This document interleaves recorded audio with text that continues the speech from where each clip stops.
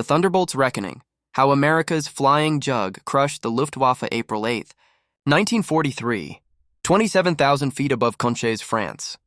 Through his oxygen mask, Hauptmann Klaus Hartmann couldn't suppress a grin as he watched the awkward silhouettes struggling upward through the crystalline sky. The 28-year-old veteran of Jagdgeschwader too studied the American fighters making their European debut from the cockpit of his Focke-Wulf 190. A5, the Yanks have sent us flying barrels. He radioed to his wingman, barely containing his amusement at the sight of the massive Republic P-47 Thunderbolts clawing for altitude. Below, 16 P-47C Thunderbolts of the 4th Fighter Group labored upward in tight formation. Their 2,000-horsepower Pratt & Whitney R2800 double wasp engines straining against 7 tons of weight. To German pilots accustomed to sleek Spitfires and nimble Soviet fighters, these corpulent American machines looked almost comical, barrel-shaped fuselages topped with greenhouse canopies, wings that seemed too small for their massive bodies, propellers that dwarfed anything in the Luftwaffe. Inventory, what Hartmann couldn't. Know what none of the German pilots circling like predators above could have imagined was that they were witnessing the arrival of the weapon that would systematically dismantle the Luftwaffe's fighter force. Within 18 months, these flying barrels would transform from objects of mockery into instruments of devastation, their .850 caliber Browning machine guns becoming the most dreaded sound in German skies. The mathematics of destruction were already loaded in those broad wings. 3,400 rounds of ammunition, a combined rate of fire exceeding 6,000 rounds per minute, enough concentrated firepower to saw a Messerschmitt in half in under 2 seconds. The learning curve. The transformation began that April morning when Major Peter Blakesley, commanding the 336th Fighter Squadron, spotted the German formation positioning for attack. The former Eagle Squadron veteran, who had transferred from RAF Spitfires just weeks earlier, understood what his men didn't yet grasp. Survival in the P-47 required abandoning everything they thought they knew about air combat. The Thunderbolt represented a radical departure from conventional fighter design philosophy. While the Germans had pursued lightweight interceptors optimized for climb and turn performance, Republic Aviation had created something unprecedented, a high-altitude juggernaut that used mass, power, and firepower to redefine aerial warfare's rules. Among the 56 American pilots spread across the French sky that morning were men who would become legends. Future aces whose names would strike fear into Luftwaffe hearts. But on April 8, 1943, they were novices in an untested machine, facing the most experienced fighter force in the world. The Germans had been fighting continuously since 1939, with veterans of Poland, France, Britain, and Russia. The Americans had been in combat for exactly 0 days. This is the story of how industrial logic defeated tactical brilliance, how quantity and quality merged into overwhelming superiority, and how German pilots' laughter turned to terror as they discovered what synchronized Browning machine guns could do to an aircraft at 400 yards. Birth of a beast, the Republic P-47 Thunderbolt had emerged from a June 1940 panic. As German fighters swept across France, Alexander Kartveli, Republic Aviation's Georgian-born chief designer, received urgent specifications from the U.S. Army Air Corps. They wanted a high-altitude interceptor capable of matching the Luftwaffe's best. What Kartveli designed instead was a monster that redefined what was possible. It will be enormous, Kartveli admitted to his design team, but it will be enormous with proper proportions. The XP-47B prototype that first flew on May 6, 1941, shocked everyone who saw it. At 9,900 pounds empty, it weighed 65% more than its predecessor, the P-43 Lancer. The massive turbo-supercharger system, with its complex ducting running through the rear fuselage, gave it an almost pregnant appearance. Test pilots approaching it for the first time invariably asked the same question. This thing actually flies? Not only did it fly, it flew like nothing else at altitude. The Pratt & Whitney R2800 double wasp engine, an 18-cylinder radial producing 2,000 horsepower, could maintain full power at 27,000 feet where German fighters gasped for air. The turbo supercharger, fed by exhaust gases, delivered sea-level performance in the stratosphere where the air was too thin for conventional superchargers.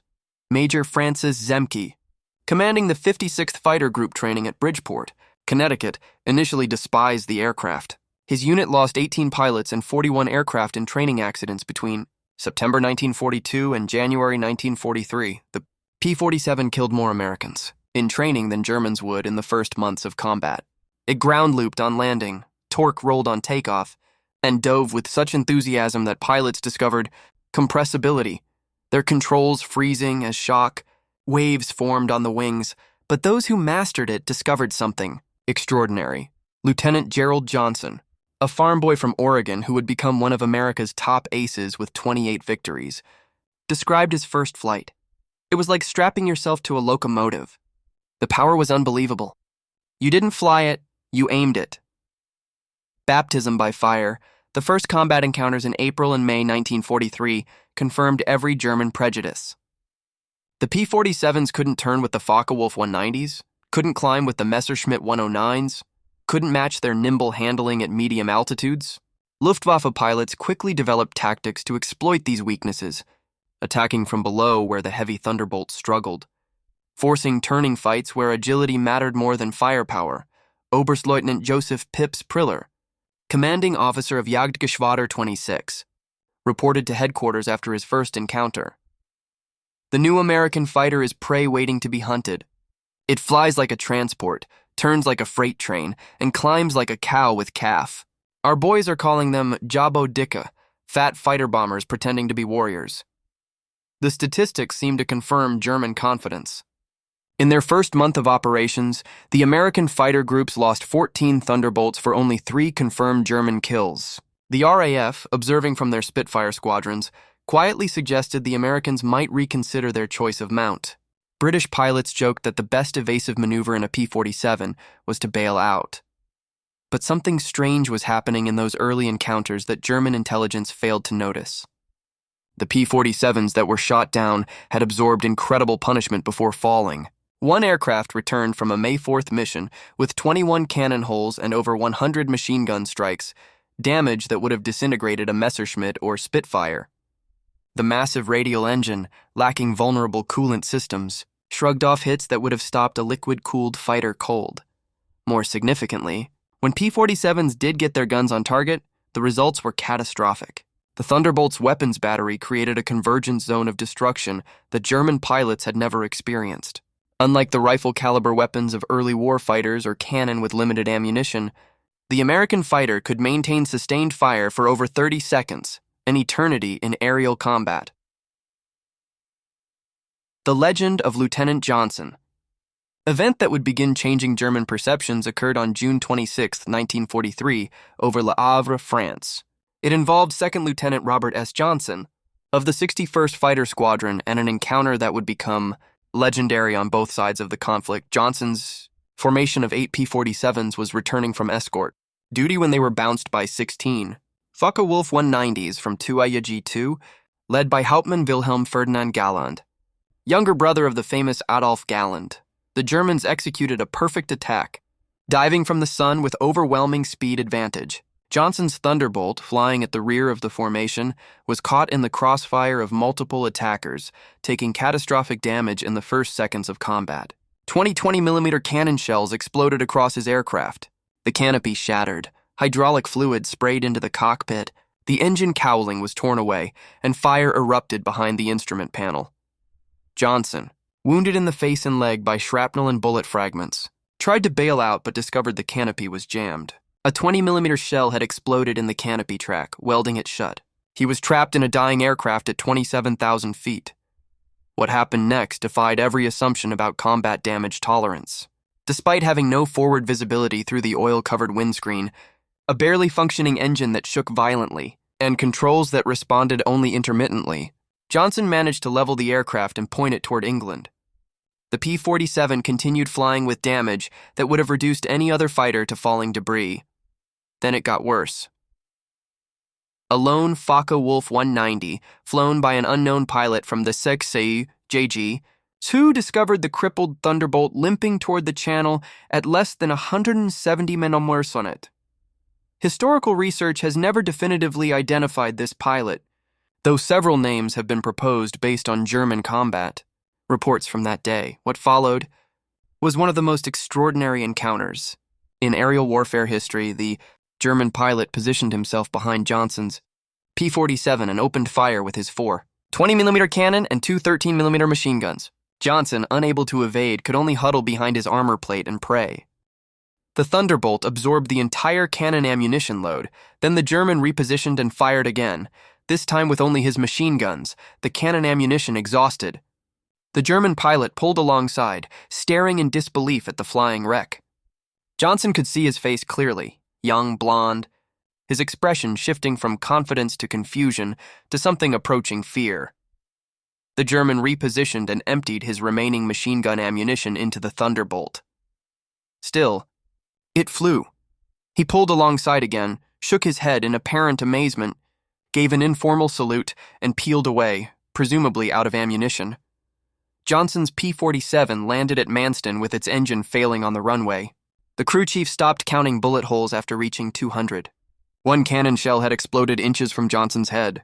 Another had detonated against the armor plate behind his seat. The engine had taken direct hits. The control cables were partially severed. 3 of the 4 main longerons, the structural backbone of the fuselage, were shot through. Yet the aircraft had brought him home. The survival of Johnson's aircraft sent shockwaves through both air forces. American engineers studying the wreckage realized they had underestimated their own creation. German intelligence, receiving combat reports from the Second JG-2, initially refused to believe it. No aircraft could absorb that much punishment. But testimony from multiple pilots confirmed the impossible. The Thunderbolt had taken everything the Luftwaffe's best fighter could deliver and survived. The tactics evolved. By July 1943, American pilots were learning to exploit the P-47's true strengths. Lieutenant Colonel Hubert Zemke, the 56th Fighter Group commander, had discovered the secret through brutal trial and error. Don't turn with them. Don't climb with them at low altitude. Use your weight. Use your power. Use your guns. The Thunderbolt's massive weight, initially seen as a disadvantage, became a weapon. In a dive, nothing could catch it. From 30,000 feet, a P-47 could reach 550 miles, faster than any German fighter could achieve, even in a vertical dive. This speed could be converted to altitude in a zoom climb that left pursuing fighters helplessly behind. Captain Walker Bud Mahurin, who would become one of the first American aces in Europe, developed what became known as the boom and zoom tactic, though pilots called it the Thunderbolt turkey shoot. Instead of engaging in traditional dogfights, P-47 formations would climb to 30,000 feet, higher than German fighters could effectively operate. When Luftwaffe fighters appeared below, the Thunderbolts would roll inverted and dive, reaching speeds that made deflection shooting impossible for defending Germans. At the bottom of these dives, the American heavy machine guns would speak. German pilots who survived described it as facing a wall of lead, the combined firepower creating an impenetrable zone of destruction. Aircraft caught in this convergence pattern didn't just fall, they disintegrated. The revelation, Schweinfurt-Regensburg. True revelation of American firepower came during the August 17, 1943, dual raid on Schweinfurt and Regensburg, the deepest penetration into Germany attempted to that date. This mission would demonstrate both the P-47's limitations, its range, even with drop tanks, and its terrifying effectiveness when employed properly. Major David Schilling, leading the 62nd Fighter Squadron, encountered a formation of Messerschmitt Bf-110 Zerstörer aircraft positioning to attack B-17s with their heavy cannon and rocket armament. The twin-engine German fighters, heavily armed but less maneuverable, were the Luftwaffe's specialized bomber killers. Schilling's flight of 4 Thunderbolts rolled into their attack dive from 28,000 feet. Unteroffizier Heinrich Roth, a gunner in one of the Bf-110s who survived, later recounted in a POW interrogation, "The American fighters came down like hammers from heaven. I opened fire at 800 meters. Good hits, I saw them strike the fighter's wing. The P-47 didn't even wobble. Then he fired. The aircraft ahead of us simply came apart. Not shot down, destroyed. Wings separated from fuselage, tail severed, the crew compartment shredded into metal confetti. In 2 seconds, a Bf-110 became nothing. 8 Messerschmitt Bf-110s were destroyed in less than a minute. The German pilots had never experienced such concentrated firepower. Each P-47 carried 425 rounds per gun, 3,400 rounds total, weighing nearly 900 pounds. At convergence distance typically set at 300 yards, all 8 guns' ballistic paths intersected in a zone roughly 6 feet in diameter. Anything in that zone faced 100 projectiles per second, each traveling at 2,900 feet per second. The ammunition itself was a revelation of American industrial capacity. While German fighters struggled with limited cannon ammunition, typically 120 to 200 rounds for a 20 weapon, American pilots could maintain fire for over half a minute. The standard combat load mixed armor-piercing incendiary tracer, and standard ball ammunition in patterns designed to both destroy and ignite. Lieutenant Colonel Francis Gabby Gabreski, who would become the top American ace in Europe with 28 victories, described the effect. When you hit them with all 8, they don't just go down, they explode. I saw a 109 literally cut in half, the tail falling one way, the nose and wings another. The pilot never knew what hit him. The altitude advantage. By September 1943, the Luftwaffe was discovering another horrifying reality about the P-47. Its performance improved dramatically with altitude while German fighters suffered.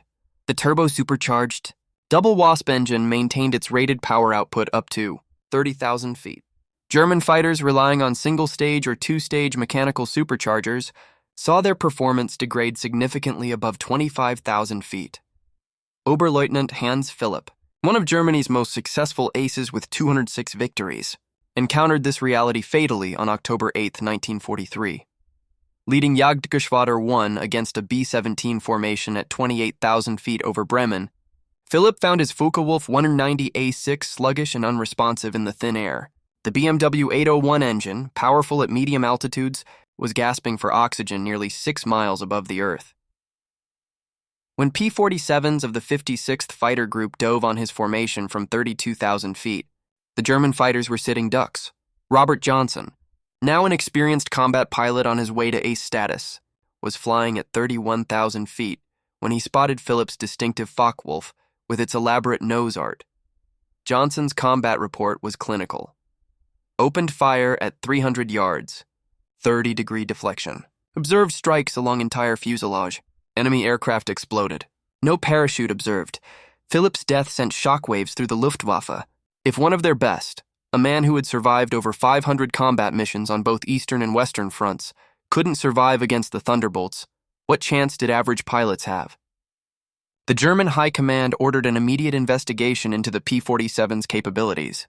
The report delivered to Reichsmarshal Hermann Göring in November 1943 was sobering. The Thunderbolt service ceiling exceeded 2,000 feet, higher than any German fighter could reach its dive speed, approached the sound barrier its armor included, 3 8-inch steel plate behind the pilot, 1 2-inch bulletproof glass windscreen, and armored deflection plates around the engine. Most disturbingly, its rugged construction allowed it to absorb damage that would destroy 3 conventional fighters and still return home. The paddle blade revolution, January 1944. A new variant of the P-47 began arriving in England that would complete the transformation from laughingstock to nightmare. The P-47 D-22 featured a Hamilton standard hydromatic propeller, with paddle blades, 13 feet in diameter with broad chord, blades that bit into the air like massive oars. The improvement in climb rate was immediate and dramatic. Where earlier Thunderbolts had climbed at an anemic 2,200 feet per minute at sea level, the paddle blade variants could achieve 3,000 feet per minute, matching or exceeding German fighters at most altitudes. The massive propeller also improved acceleration, allowing P-47s to build energy faster in level flight. Hauptmann Heinrich Knuke of Jagdgeschwader 11, a veteran with over 200 combat missions, encountered the new variants in February 1944 during a bomber interception near Hanover. He wrote in his combat diary, "The fat American fighters have learned to climb. We bounced a formation near Hanover, expecting our usual advantage. They turned into us and climbed with us. When we tried to disengage, they followed us up to 30,000 feet.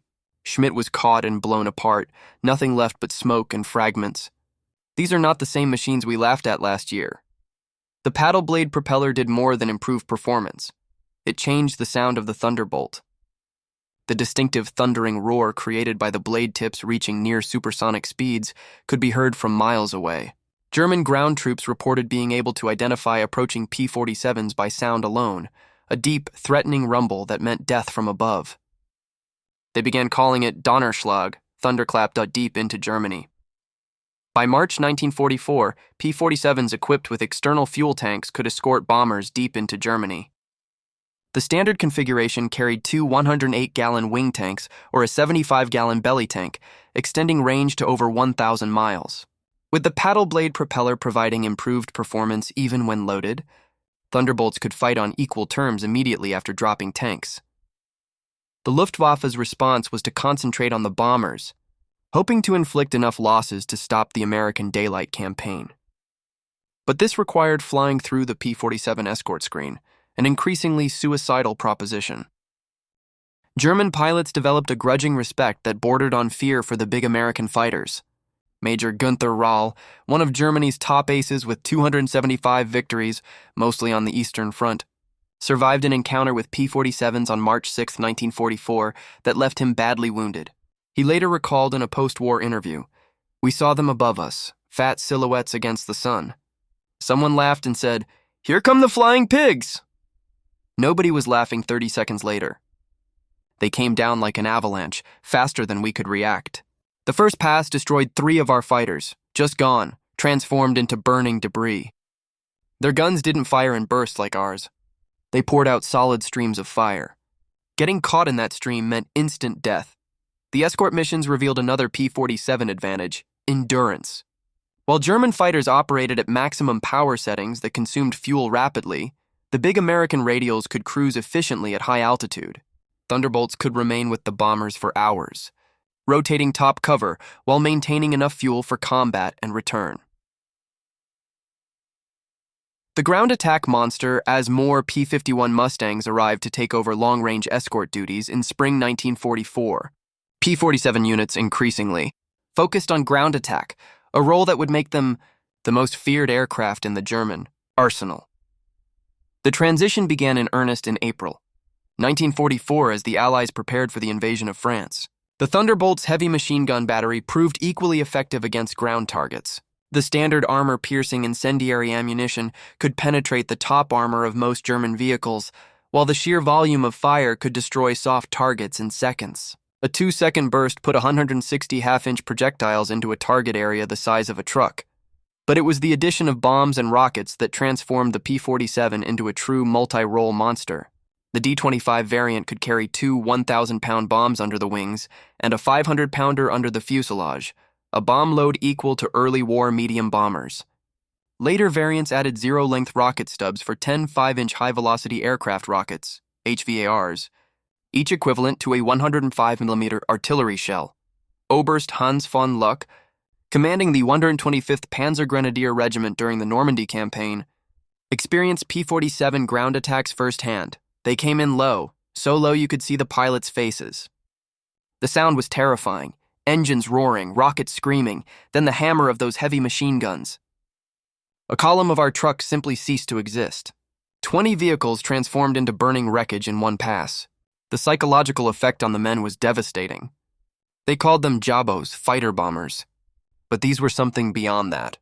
They were flying artillery with the accuracy of snipers. D-Day dominance on June 6, 1944, the Luftwaffe discovered how completely the balance of power had shifted. Over 500 P-47s provided air cover for the invasion, creating an impenetrable umbrella over the beaches. German fighters attempting to reach the landing zones were massacred. Oberleutnant Wolfgang Fischer of Jagdgeschwader 2, one of only 3 German pilots to reach the beaches that day, reported, "The sky belonged to the Americans. Thunderbolts were stacked from sea level to 30,000 feet. We tried to break through at dawn, 12 fighters from our Gruppe. I was the only one to return. The P-47s were waiting at every altitude. You couldn't climb over them, couldn't dive under them. Their guns turned our fighters into aluminum rain." In the weeks following D-Day, P-47s systematically destroyed German movement in daylight. The statistics were staggering. In June alone, 9th Air Force Thunderbolts claimed 51 locomotives destroyed, 847 trucks destroyed. Tanks and armored vehicles destroyed, 553 horse-drawn vehicles destroyed. The Wehrmacht was forced to move only at night, severely hampering their ability to respond to Allied advances. The Germans tried everything to counter the Thunderbolt threat. They reinforced vehicle armor, deployed more anti-aircraft guns, developed new camouflage techniques. Nothing worked. The P-47's combination of speed, armor, and firepower made them nearly unstoppable. Even the feared 88mm flak guns struggled to track the fast-moving fighters at low altitude. Pacific Thunder, while devastating Europe, the P-47 was simultaneously proving its worth in the Pacific theater. The 348th Fighter Group, operating from New Guinea, discovered that the Thunderbolt's qualities were perfectly suited to the vast distances and harsh conditions of the Pacific War. Colonel Neil Kirby, commanding the 348th, developed tactics specifically for the Pacific. On October 11, 1943, Kirby led 4 P-47s against 40 Japanese aircraft over Wewak, shooting down 6 enemy planes himself in a single mission, earning him the Medal of Honor. The Japanese, accustomed to fighting nimble but fragile American fighters, were unprepared for the P-47's combination of firepower and durability. Japanese ace Saburo Sakai, who encountered P-47s over New Guinea, later wrote, "We called them monsters. Our 20mm cannon, which could destroy a P-40 with a few hits, seemed to have no effect. I put dozens of rounds into one Thunderbolt and watched it fly away. Their return fire was terrifying, streams of heavy bullets that tore aircraft apart. The P-47N, developed specifically for the Pacific, featured increased fuel capacity with wet wings holding 93 gallons each, extending range to 2,350 miles. This variant would escort B-29s to Japan, proving that the short-legged fighter of 1943 had evolved into a true long-range weapon. Jet killer, perhaps the ultimate. Vindication of the P-47s. Evolution came in its encounters with German jet fighters. The Messerschmitt Me-262, with its 540 mph top speed, should have been untouchable by propeller-driven fighters. But Thunderbolt pilots discovered they could catch jets in 2 situations: during takeoff and landing when jets were most vulnerable, and in high-speed dives from altitude. On November 27, 1944, Lieutenant Colonel John C. Meyer of the 352nd Fighter Group became one of the first pilots to shoot down an Me-262 with a P-47. Diving from 28,000 feet, Meyer's Thunderbolt reached speeds approaching 500 mph, fast enough to catch the jet in level flight. The jet pilot, confident in his speed advantage, never saw the diving P-47 until Meyer's guns opened up at 400 yards.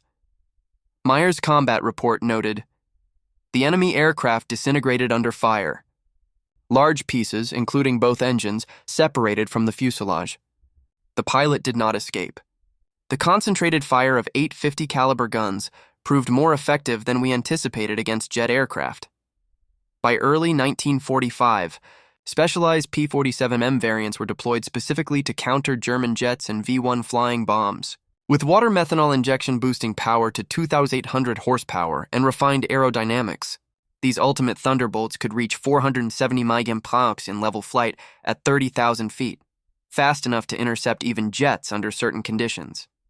Major George Bostwick, commanding the 63rd Fighter Squadron equipped with P-47Ms, shot down 2 Me-262s in March 1945.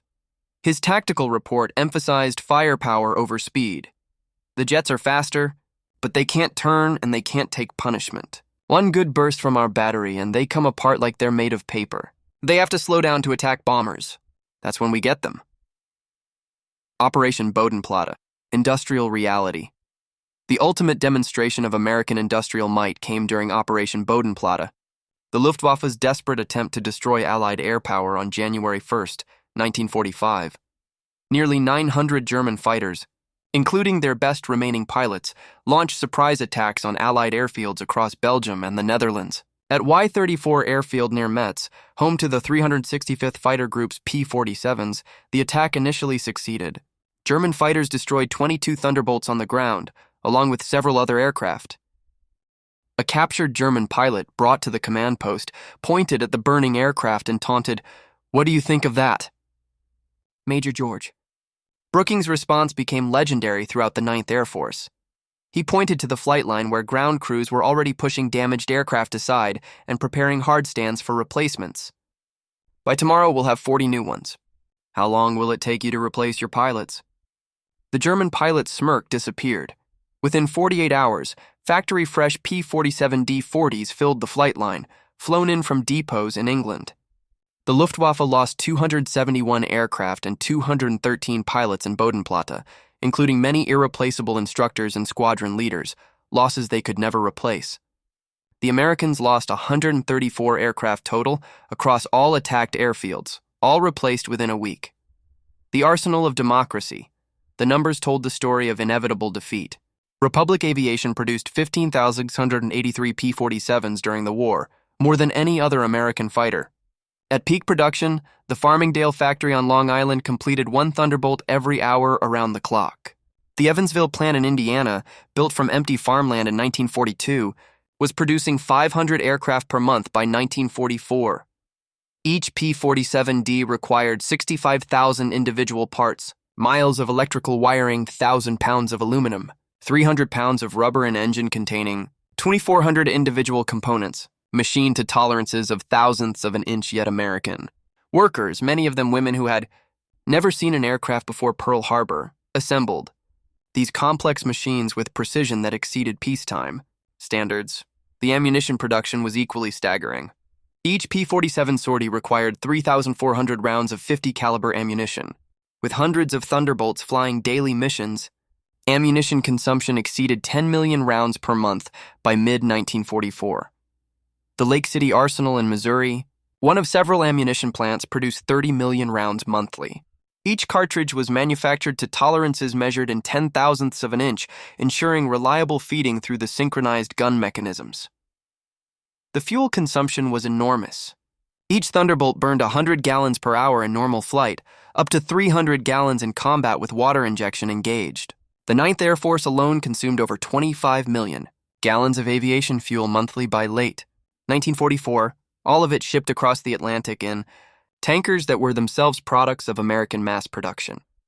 The training edge, even more impressive than aircraft production, was pilot training. By 1944, the United States was graduating 30,000 pilots annually from advanced training, more than Germany had trained in the entire war.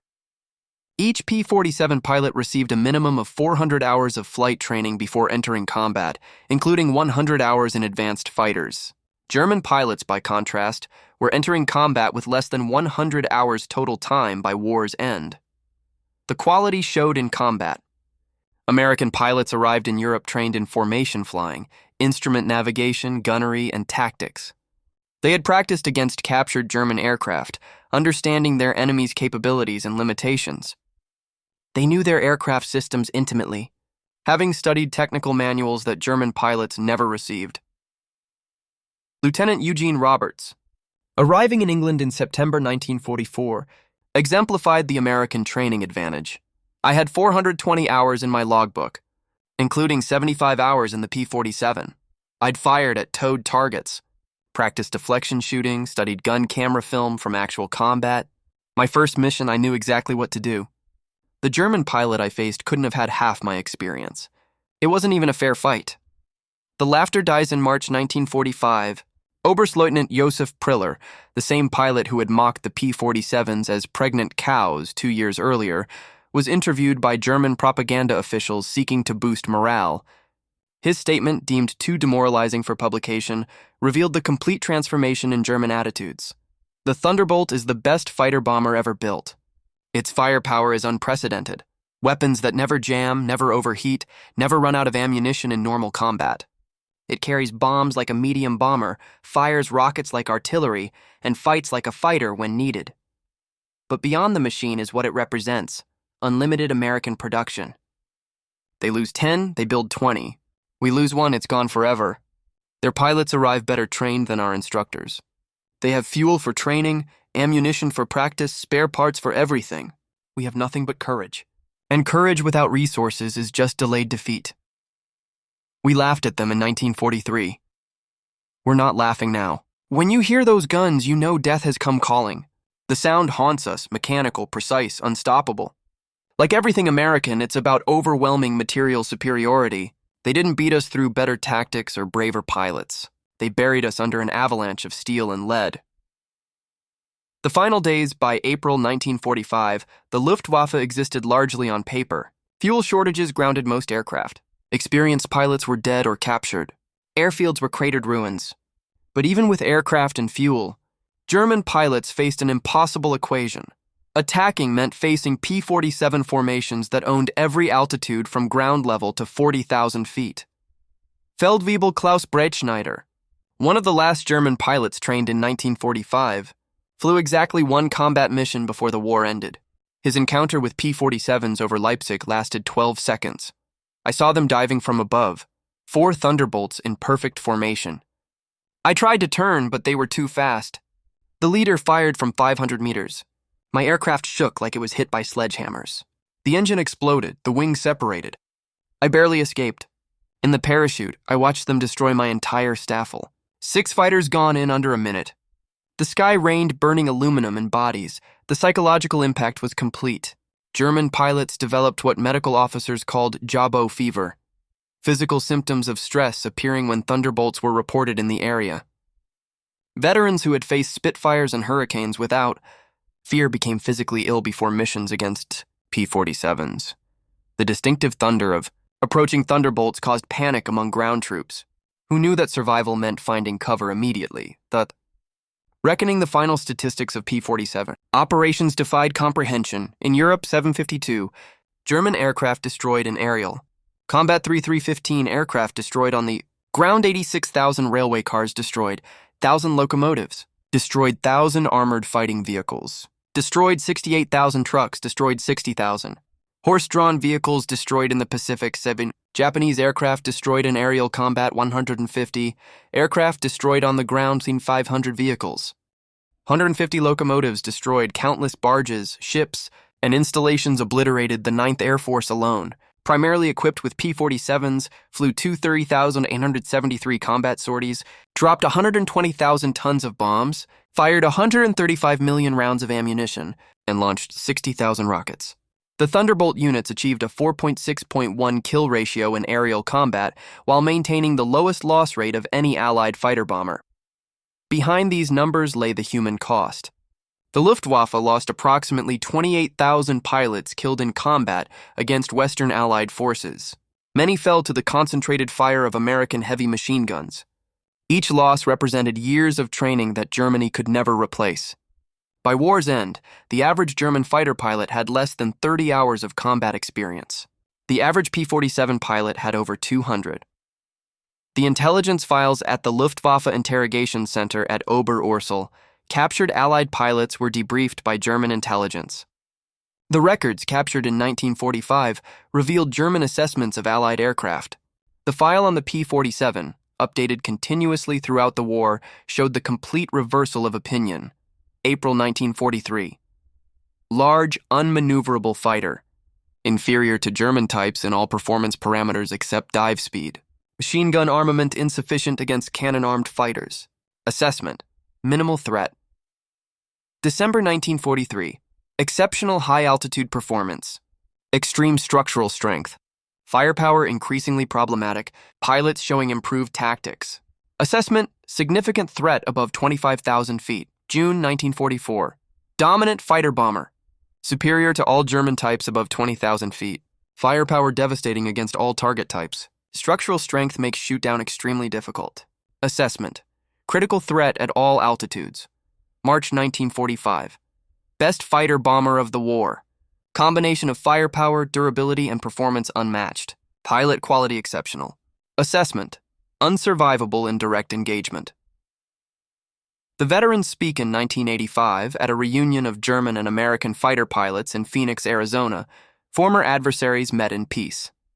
General Lieutenant Adolf Galland, former head of the Luftwaffe fighter arm, was asked about the P-47. His response, recorded on video, captured the complete transformation. "We made a terrible mistake in 1943. We saw this big, heavy fighter and laughed. The Americans don't understand air combat, we said. They built a bomber and called it a fighter. We were the ones who didn't understand. The Americans didn't try to build a European fighter. They built an American one, designed around production, firepower, and survivability. They understood that in a war of attrition, the plane that could take punishment and deliver devastating firepower would win. They were right." The first time I flew a captured P-47 after the war, I understood everything. The power was incredible. It climbed like it was falling upward. The cockpit was comfortable, the visibility excellent, the controls precise. It was a pilot's aircraft wrapped in armor. But what really impressed me was realizing that America built over 15,000 of these complex machines while fighting a two-ocean war. Each one required an engine more complex than anything Germany produced. Yet they built them faster than we could build simple fighters. That's when I knew we never had a chance. Those guns, we called them Roosevelt's piano because of the sound they made. Once you heard that sound, you never forgot it. Many of my friends heard it for the last time. The P-47 didn't just defeat the Luftwaffe, it destroyed it. Engineering philosophy. The P-47's design represented American industrial philosophy perfectly. Brute force.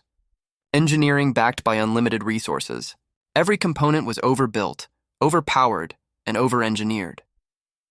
The wing spars could support 40,000 pounds, 3 times the aircraft's loaded weight. The engine mount could withstand 12 G-forces. The control cables were doubled throughout with automatic backup systems.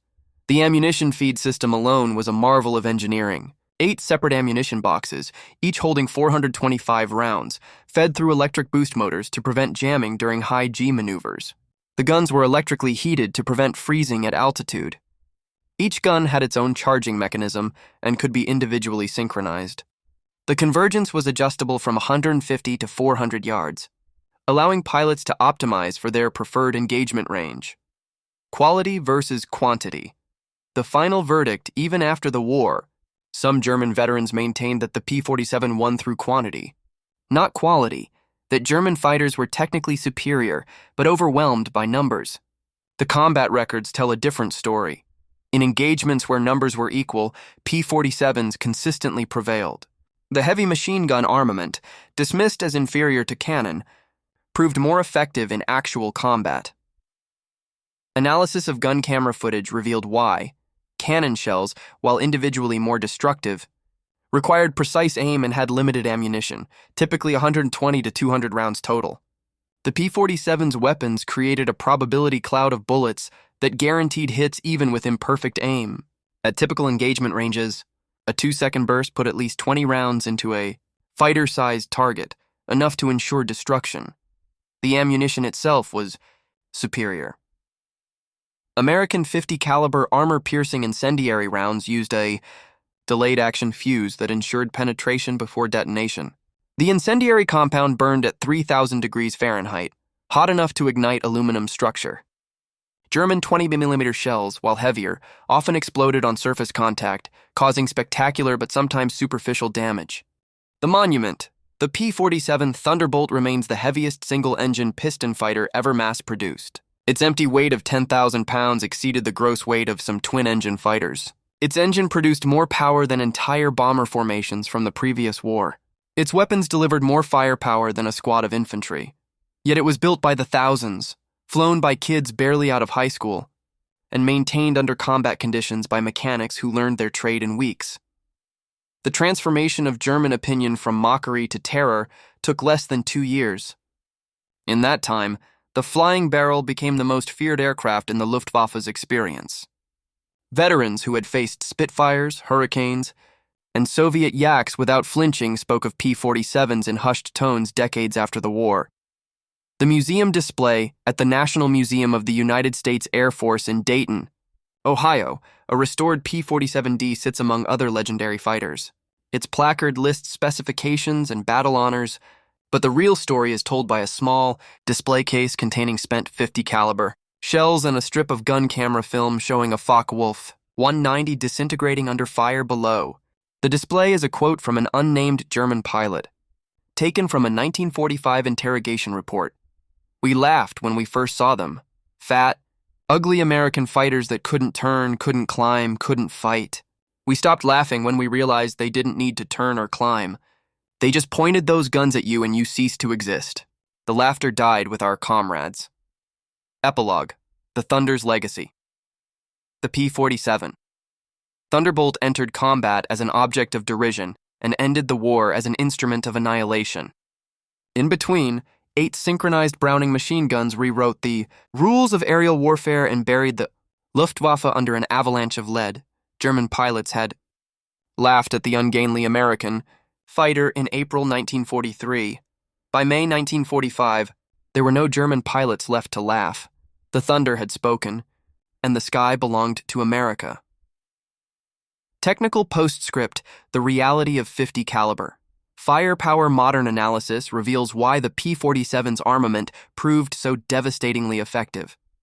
The M2 Browning 50 caliber machine gun, firing from a closed bolt with electric synchronization, achieved reliability rates exceeding 99%, virtually unheard of for aerial weapons of the I era. The convergence pattern created a beaten zone, where the probability of multiple hits approached certainty. Computer modeling conducted in the EU 1990s demonstrated that a 2-second burst from a P-47 at 300 yards range would statistically place between 15 and 25 rounds into a Bf-109-sized target, far more than required to destroy any W-2 fighter. The armor-piercing, incendiary round, designated M8, could penetrate 12 millimeters of armor plate at 500 yards. Since most W-2 fighters had armor protection of 8 millimeters or less, the API rounds passed through the armor before detonating internally, maximizing damage to critical systems. The rate of fire, approximately 750 rounds per minute per gun, meant that the theoretical time on target required for a kill shot was less than half a second. In practice, even mediocre shooters could achieve lethal hits with 1-second bursts. The survivors of the 15,783 P-47s built, fewer than 10 remain airworthy today. Most were scrapped immediately after the war, their aluminum melted down for peacetime uses. Others served with foreign air forces into the 1950s, gradually attriting through accidents and obsolescence. But the legend endures. At air shows across America, the distinctive thunder of a radial engine and paddle blade propeller still turns heads. The sound, once associated with deliverance for Allied troops and doom for German forces, now evokes nostalgia for what Tom Brokaw called the greatest generation. Pilots who flew the Thunderbolt in combat, now in their late 90s or gone, uniformly describe it with affection bordering on reverence. They speak of an aircraft that brought them home when nothing else could, that absorbed impossible damage and kept flying, that gave them the confidence to press attacks knowing their rugged mount could survive the return. Fire. She was ugly, said Lieutenant Colonel Robert Johnson in a 2003 interview, 2 years before his death. Nobody's going to argue that. But she was beautiful where it mattered. In the sky, under fire, heading home with one engine cylinder shot out and 100 holes in the wings. She brought me home every single time.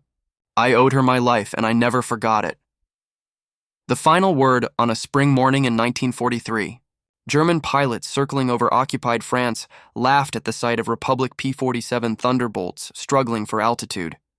They saw slow, heavy fighters that couldn't turn or climb, easy prey for Luftwaffe veterans. What they actually saw was the future of air warfare, an aircraft optimized not for acrobatics, but for industrial war. A fighter that prioritized survivability, firepower, and logistical sustainability over nimble dogfighting. A weapon system designed to be built by the thousands, flown by rapidly trained pilots, and maintained under primitive conditions, all while delivering devastating combat effectiveness. The Germans had designed fighters for nights. The Americans had designed a fighter for total war. By war's end, the distinction between quality and quantity had become meaningless. The P-47 represented both. Quality engineering multiplied by quantity production, resulting in overwhelming combat superiority. The Thunderbolt didn't just win battles. It represented an entirely different philosophy of warfare. One that understood modern conflict would be decided not by individual heroics, but by industrial capacity, systematic training, and the ability to absorb losses while inflicting unsustainable ones on the enemy. German aces with hundreds of victories eventually fell to American pilots with dozens, because the American pilots were better trained, better supported, and flying superior aircraft that kept being replaced no matter how many were lost. The laughter that echoed over Conches, France on April 8, 1943, died in the skies over Germany between 1944 and 1945. It died with thousands of Luftwaffe pilots who discovered too late that the flying barrels they'd mocked were the instruments of their destruction. The thunder rolled across Europe for 2 years, and when it finally fell silent in May 1945, The sky belonged to those who understood that in total war, the nation that can build, train, and sustain wins, regardless of individual technical advantages. The Republic P-47 Thunderbolt proved that industrial might, properly applied, was the ultimate weapon. The Germans had laughed at the Thunder. The Thunder had the last word.